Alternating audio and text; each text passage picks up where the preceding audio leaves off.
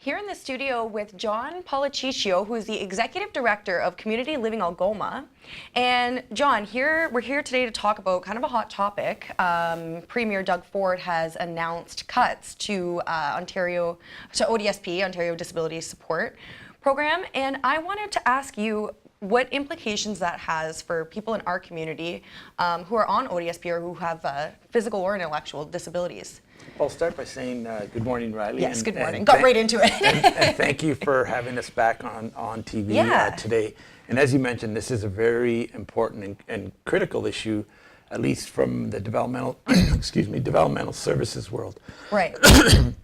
First of all, the implications for the general population might not sound significant. The 3% reduction, which was amounting to about $35 per month as an increase, is going to be reduced to 1.5%, which is going to, so people are going to lose roughly $17.50 a month. Right. But for a person who's already starting below the poverty line, with ODSP provides on average about $1,150 a month, that's quite significant for them. So we see people missing out on some opportunities. Again, it's very difficult for the general population, I think, to understand. To relate to that. Yeah, it doesn't sound like a lot, but it is significant when you're already making below the poverty line as a source of income. So to put it into perspective, because you guys sent us a statement and it kind of explained like the exact implications, like it could be the difference of like putting food, having to choose between two necessities. Right. So can you speak a little bit more to that aspect of it? Yeah, so one thing that we shared in the release was, so when you look at the ODSP is made up of two pieces. One is the basic needs component, and then there's the shelter allowance. The shelter allowance is $489 a month. It is pretty hard to find a place. There's social housing, there's wait lists. So if you're looking at market rent, it's pretty hard for somebody on $489 to find a decent, appropriate housing option. Yeah. So that's quite significant. If people don't have places to live, then that makes life very difficult. The other side is, again, the basic needs component. It's pretty hard for someone to have a life. Our organization believes that people need to be connected in their community, participating in their community. And we don't want free handouts for people with intellectual disabilities, but if they had greater source of income, then that would allow them more opportunities to participate, to be in their community, to get to know people, to have natural relationships, friendships evolve, and who knows, even employment could be a major contributor for a person, that they end up landing a job through somebody they meet, etc. But you have to start somewhere, and that's where this money comes in, right? That's right. So on that note, under the Liberal government, you guys, it looked like there were kind of steps for moving forward for you guys to get increases to the funding. And then that was kind of a surprise to you guys now under the new government, right? Yeah, it was definitely unexpected. I mean, our sector hadn't heard very much in terms of what direction Premier Ford and his government were going to take with developmental services.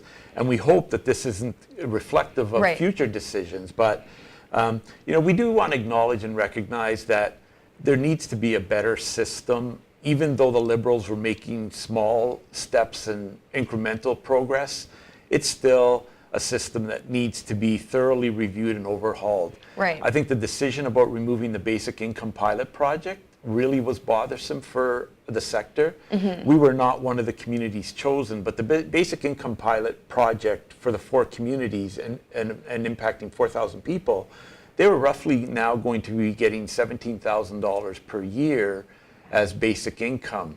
So again, going from $13,000 to $14,000 for people is quite a jump, and that gives them more opportunities to do things, more purchasing power, more spending money. Right. If they're looking for an apartment now, they might be able to afford something more reasonable. But that was totally scrapped, and it had been started, and we feel there wasn't an opportunity to really review it and understand it. Our position would be that they would have left things in place and worked on overhauling the system. So leave the 3%, leave the basic income pilot project, and move on and move forward with an improved system overall. But these decisions are going to have profound negative impacts on people, unfortunately. So from your perspective and your position, what would you like to see the Ford government do to kind of rectify this or pave a better path forward for people with intellectual and physical disabilities? So they have, we're hopeful and optimistic. I mean, they did say within 100 days they're going to come out with some reform Right. To social assistance and the ODSP income support. What we believe is, at a minimum, the government needs to take steps to at least get people to a much improved level of income. So let's say the starting point was to look at how over the next few years we get people to the poverty line level, above the poverty line level, which is $20,276 per year. Which is still a dire situation for a lot of people. But much improved, But from improved, yes. 13,000 that people Absolutely. are currently receiving as income support today. Right. So that for us would be the starting point. And then really to look at how the increase in funding that people receive is impacting their quality of life. So will that drive people and motivate people to go look for work? Will that improve people's quality of life? Will people be healthier, eating healthier, and connected to their community much better, participating in their community?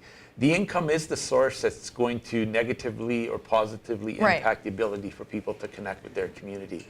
So we're hoping that at a minimum, the poverty line is met, and then that we look ongoing to study and really understand how the income is affecting people's quality of life. Right. Well, thank you so much, John, for coming in and sharing a little bit of insight about that with us. I know it's definitely a contentious topic right now, and it's ruffling a lot of feathers, and we're really hoping that we see some good results for local organizations like Community Living Algoma. And we appreciate the opportunity for being here again, Riley. Thank you very much. Well, thank you for coming in. That's John Policiccio with Community Living Algoma, and if you wanted to read the full statement that CLA sent out yesterday, it is available on SiouxOnline.com. We'll be back with more news after this.